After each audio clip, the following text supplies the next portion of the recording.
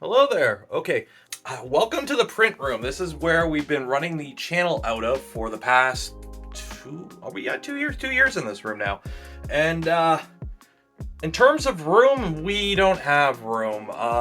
As you can see, it's getting packed in here. I've done some things to try and alleviate, give me more storage. It's a losing battle. So, welcome to part one of the garage reno expansion vlog thing.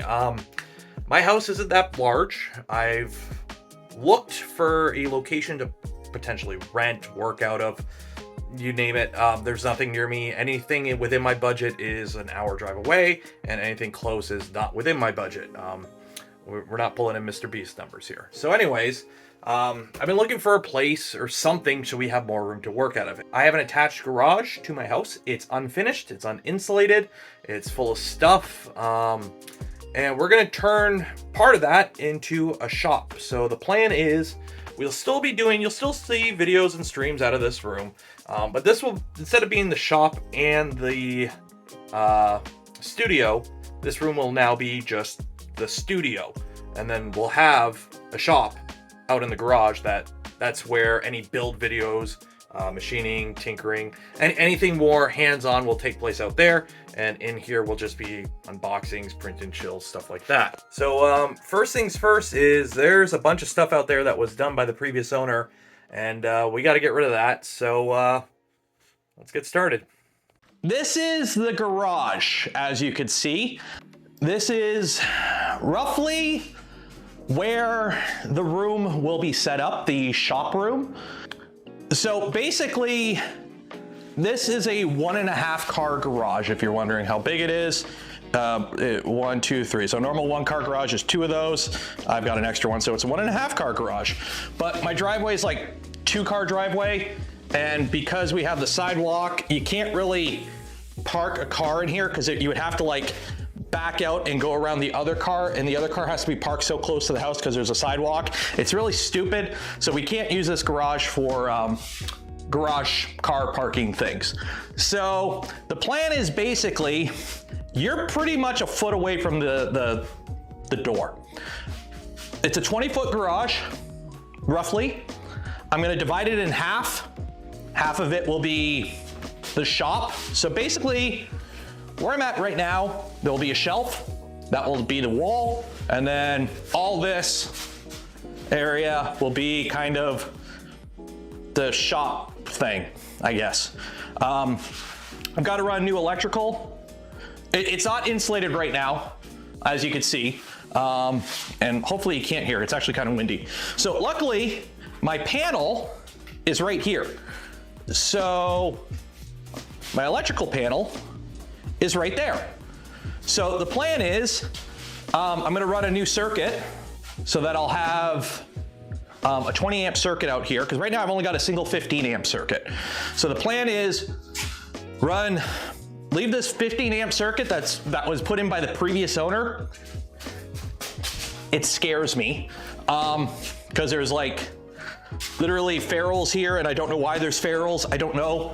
It's sketchy. So anyways, rip out that 15 amp circuit on this wall, and that way it'll just service this area of the garage. So the door, the fridge, lights, like these lights, and then run a new 20 amp circuit that'll have plug there, plug here, plugs along this wall, plug down there, and that will basically power printers, the air compressor, and all that. So, which camera am I on? I'm on that one. So luckily the power panel is right there. Yes, it's sideways. I don't know why, that's how they did it. Don't ask me. And then insulate it all, and basically try and figure out heating and cooling once it gets too hot or too cold. Okay, so the plan today, we gotta get rid of this shelf. So,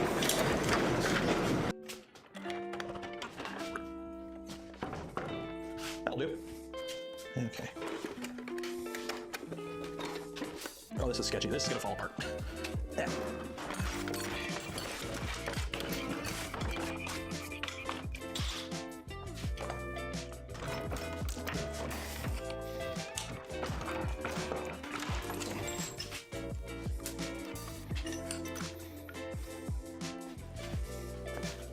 Oh yeah, these.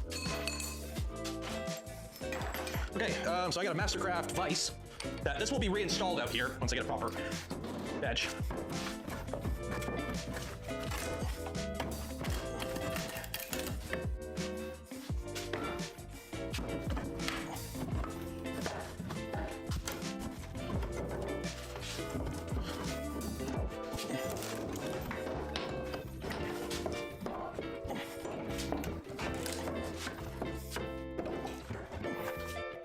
There we go.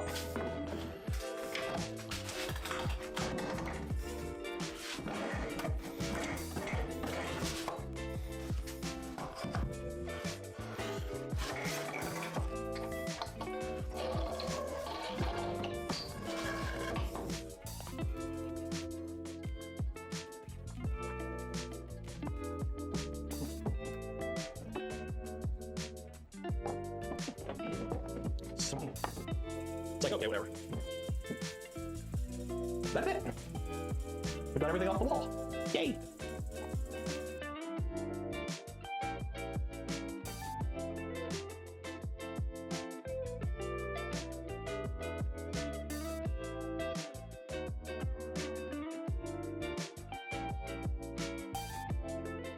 Okay, so obviously this is not right. This needs to be stapled here, and the fact that the box is this wobbly, that ain't gonna do.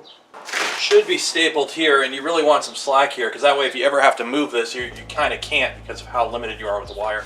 You're also supposed to have strike plates in front of this. That way once you have it all drywalled, you don't know where the wire is. You can risk putting a screw into your wire. That's not good. This right here should not exist. It's one wire coming from this box to this box. This should just be one wire. You don't need to have this. Don't worry, the power's off right now. But yeah, this right here is not good. This should have been just one wire. And also, again, loose wire, not good. Also, if somebody can explain to me how I'm supposed to drywall this corner with this wire just kind of like, instead of going through the studs like every other one, it just kind of open air, flap it in the breeze. Yeah, I'm gonna have to drill some holes there. We're gonna go ahead, remove this whole wire run right here. And all this wall is going to be 20 amp, and we're going to put some also 20 amp in here as well. So time to remove it. Okay. This isn't right either. You should have enough slack in the box that you can pull this out a bit. The fact that we can't, not a good sign. It's also not good to see that these wires are barely holding on. That's not good. And now we just need to rip out the rest of the circuit that's going bye-bye. So electrical, I'm really just gonna gloss over it other than the fact that I'm running 2 circuits, 20 amps each. This is for printers, potential CNC, anything else I wanna run in here. I will be also putting a 220 volt plug here if I get a welder or bigger CNC in the future. So anyways, I'm not gonna go into depth on how to wire your home up because 2 reasons. 1, I've done classes on it. I did do Ontario Building Code back when I was in college. It has been a few years though. So 2, I'm gonna get my neighbor who's an actual electrician to verify everything I've done right. And if I've done something wrong, I'm going to fix it before I close it up. 2, I live in Ontario, Canada, and it's 2023.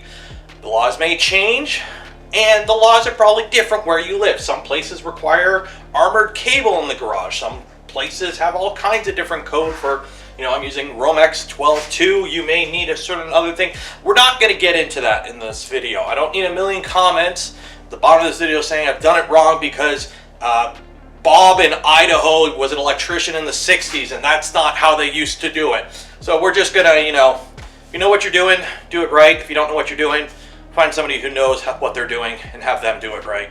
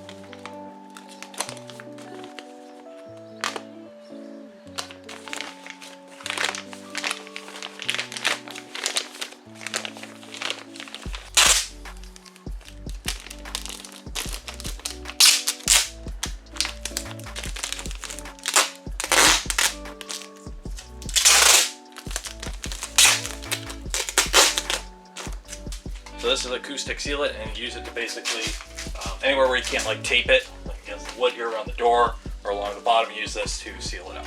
So it's not too hard to work with.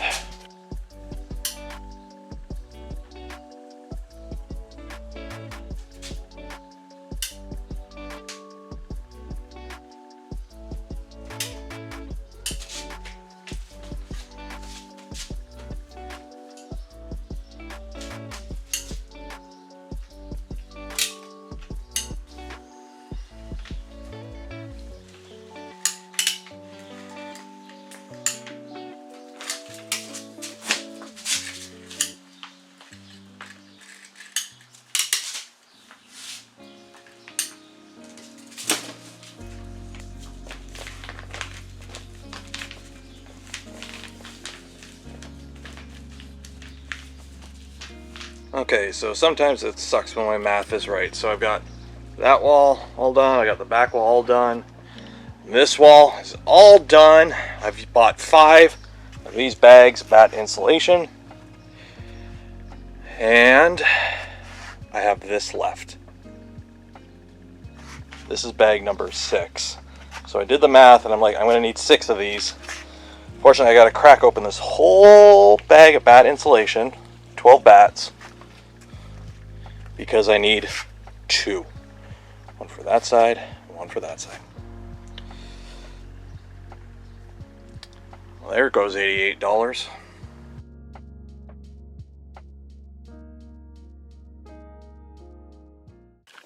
Okay, here in my garage, something knowledge. I don't know. That meme's kind of old. Either way, the garage is now, at least the walls are insulated. All 3 walls are now fully insulated. I went with Rockwool R14 2x4 stud, 16 inches on center. That's pretty much the best you can get. And then there is the vapor barrier. So if you're wondering why there is plastic on the walls, I live in Canada. In Canada, it gets cold in the winter, it gets hot in the summer. And moisture is a bad thing to have in your walls. So what the vapor barrier does, in certain climates you're required to do it by code, it basically prevents air movement. So when you have hot air inside, it doesn't move to the cold air outside and vice versa, depending on the season. And you're not getting that moisture buildup. So it's 6 mil poly. On all walls, you have to use acoustic sealant, so on the bottom, tuck tape any seams, any holes, obviously you can see where the electrical boxes are. So the garage, the walls are all insulated, but we do have a problem now. Problem is, hey look, the ceiling's already done, and that wall's already done, because that's my house. My garage is attached to the house. So the problem we have here, this wall's done. There's a house on the other side, so that's all insulated, vapor barrier, we're good. The problem is the ceiling. So, by building code, you can't have vapor from a garage into your dwelling. So, think about it. If you have a car parked in here, that's an attached garage, if the car was running, you don't want carbon monoxide getting into your house. So, minimum code, and of course they did minimum code here, is basically any exterior walls, you have to build them like an exterior wall. So there's insulation, there's vapor barrier, nothing's getting through there vapor-wise. However, the ceiling, because my garage is attached to the house and it's a common attic space between the two, you have to prevent vapor from the garage getting up into the ceiling. And minimum building code is you basically just drywall it and then you mud it. And that's all you have to do. So the problem with that is there is no vapor barrier in the ceiling. It's just on the other side of it, it's just drywall and then attic. So I have 2 things I can do. Both of them suck. One sucks more than the other in one way, and the other one sucks more than the other one in another way. But I'll let you figure it out which one's which. I either drop the entire ceiling, I insulate it, I put a vapor barrier up, and I re-drywall it, or I go up in the attic and basically lay down vapor barrier, 6 mil poly, along the drywall, up around each stud, and all around, and basically seal it up from above. It's an attic, it is summer, it is hot as shit up there. Yeah, it's either a ton of work or still a bunch of work, but a lot of sweating. Well, I'll figure out one of them. I'm leaving that one for last, basically. I have a feeling I'm not dropping the ceiling. Dropping the ceiling would be a nightmare. Especially considering the ceiling's a little bit higher than normal in this garage than in your average house. So there's like, me putting up drywall by myself is just gonna be a nightmare. And no, I'm not renting a thing to do it. I'm trying to be cheap here. So, I can get drywall in here now, and I can drywall everything up. Once that's done, I cut out all the electrical box holes, I can wire everything up. The 2 circuits I'm putting in right here to go into the breaker box, they're roughed in, I just need to connect them. My neighbor is a contractor who did this stuff for a living, and I'm gonna get him to do that because there's lots of angry pixies that live in this box, and I do not want to upset them. So, if all goes well, the walls will be drywalled. I'm hoping within a week that we'll be at the point where I can start to actually like figure out how the actual studio space will be set up. But yeah, that's kind of where we're going. I don't have like a whole sketch. It's kind of just mental how everything's going to be laid out. Simply for the fact I am doing this on as much of a budget as I can, which means when it comes to like the stuff I'm going to use for like benches and whatnot, it's going to be a lot of used or reuse. I'm going to hit up the Habitat for Humanity Restore. You can buy a lot of excess contractor stuff that they had extra countertops or whatever. You can go there and buy it for cheap. So basically, whatever I can get for a good price will kind of dictate the actual final setup. Because, yeah, we're way over budget already. It's like $600 in installation in these walls right now. Yeah. So, as you can see though, one thing that does kind of suck with this is I'm working on a garage that I use. There's my beer fridge. There's my chest freezer. We don't park in the garage, but we use it for storage because we don't have a shed. So, kids' bikes and everything. So, when I'm working on a wall, I have to like move everything off of the wall, do the wall, and then put everything back. So, at least once I get the drywall up, I can finalize stuff. Because the only areas I'm actually going to fully finish with the drywall is going to be like this back wall and this wall over here for about half of it. Because those are going to be the only areas you're going to see in the camera. So everything else is going to get drywalled and mudded, but I'm not going to go through the whole process of sanding and painting and priming and all that. It's just going to be, this will be the finished area. And then, if anyone has any suggestions for something I can attach to the ceiling, like acoustic panels or something that don't kind of suck, like the shitty foam ones. I don't want to use like the shitty foam ones that'll just get covered in cobwebs and dust over the years. But I want to put something on the ceiling to help with acousticness. And also, I really don't want to sand the ceiling and paint the ceiling. So I'm hoping I can cover it with something. So yeah, that's where we're at now. There's a few builds coming up in the next little while.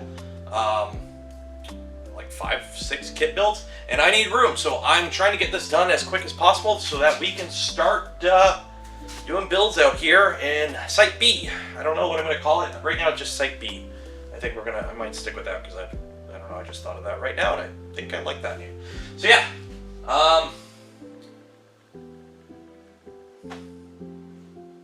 yay, renos. Okay, I guess, are we going to end it? Yeah, fuck it, I'm going to end the video like that.